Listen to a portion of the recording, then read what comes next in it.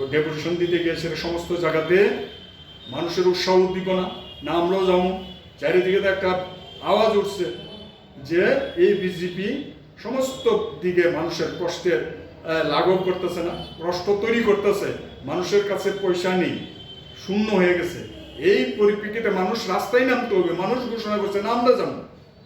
এই আওয়াজটা চারিদিকে যেভাবে আওয়াজ উঠছে কল্যাণপুর ব্লক এলাকাতে এবং তেলেমরা ব্লকের যে জমায়েত, তেলেমরা ব্লক থেকে যেভাবে মানুষ স্বতঃস্ফূর্তভাবে অংশগ্রহণ করছে এই মিছিলে, তা দেখে বিশেষ করে কল্যাণপুরের এই যে বিজেপি নেতৃত্ব উনি বেশি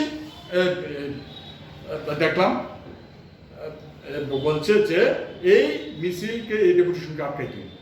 তার জন্য আমরা দেখছি এই গতকাল রাত্রে থেকেই আমাদের কমরেড যারা আছেন, নেতৃত্ব আছেন, তাদের বাড়ি করে গিয়ে গিয়ে দলবদ্ধভাবে সেখানে বলছেন মিছিলে কালকে যাইতে পারবেন, মিছিলে গেলে খারাপ হইব, হাত পা ভাঙতে পারে। এরকম সমীর চক্রবর্তী আমাদের প্রাক্তন লোকাল কমিটির সেক্রেটারি কল্যাণপুরের, তার বাড়িতে গিয়া এরকমভাবে হুমকি দিতেছে, তারা পাইছে না যে না করবেন যাতে না যায় কালকে। এরকমভাবে আরও আমাদের লোকাল কমিটির সদস্য বিশ্বজিৎ সিং, তার ছোট ভাই কল্যাণপুর বাজারে আইছে, তাকে অ্যাটাক করা হয়েছে, মাছ বাজারে দইরা তাকে চর থাপ্পড় দেওয়া হয়েছে কালকে যাতে মিছিলে না আসে, ডেপুটেশনে না আসে।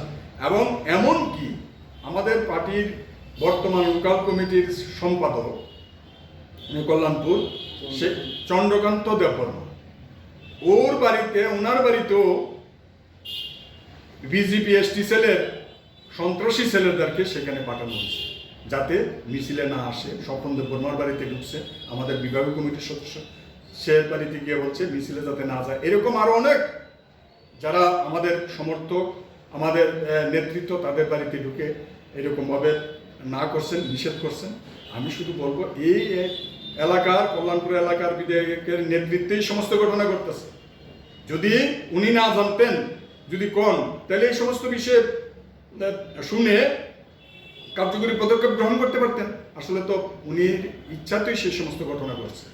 তো আমরা পরবর্তী সময়ে এবং আজকে আমরা দেখছি, আজকে তো আমরা গেলাম সেখানে 8:30 থেকে অটো যারা আছে শ্রমিক তাদেরকে বলছেন থাকতে হইব এখানে, এখানে জমায়েত করছে সমস্ত অটো শ্রমিক যারা আছে তাদেরকে সেখানে একটা জায়গাতে স্টে করতেছে। তাদের নাকি বিজয় মিছিল 2টার সময়, 8:30 থেকে জমায়েত। এরকম অনেক জায়গাতে এরকম কিছু কিছু লোককে জরুর করে রাখার জন্য চেষ্টা করতেছে। পরবর্তী সময়ে আমরা সেখানে বসে আমরা দেখলাম চারিদিকে যে এরকমভাবে অত্যাচার করতেছে, এরকম হুমকি ভয়ভীতি প্রদর্শন করতেছে।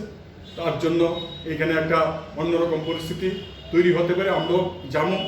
তার জন্য তৈরি করি আমরা সেখানে বসে আমাদের মহকুমা কমিটির সম্পাদক সাথে আলোচনা করে আমাদের আজকের এই সভাটা আমরা মুলতবি ঘোষণা করছি। পরবর্তী সময়ে আবার আমরা বলছি আমরা আবার ডেপুটেশনে যাব, কারণ তারা ভয় পেয়ে গেছেন যে ডেপুটেশনে গেলে যদি এই সমস্ত তথ্য বিডুকে চাওয়া হয় এবং সেখানে তথ্য যদি কিছু বেরিয়ে আসে, এই লুটপাট তো চলছে চারিদিকে, এই লুটপাট যদি তারা জানতে পারে, মানুষের কাছে যদি এটা প্রকাশিত হয়, তাহলে জনবিচ্ছিন্নতা আরও মানুষের কাছে প্রকট হইব।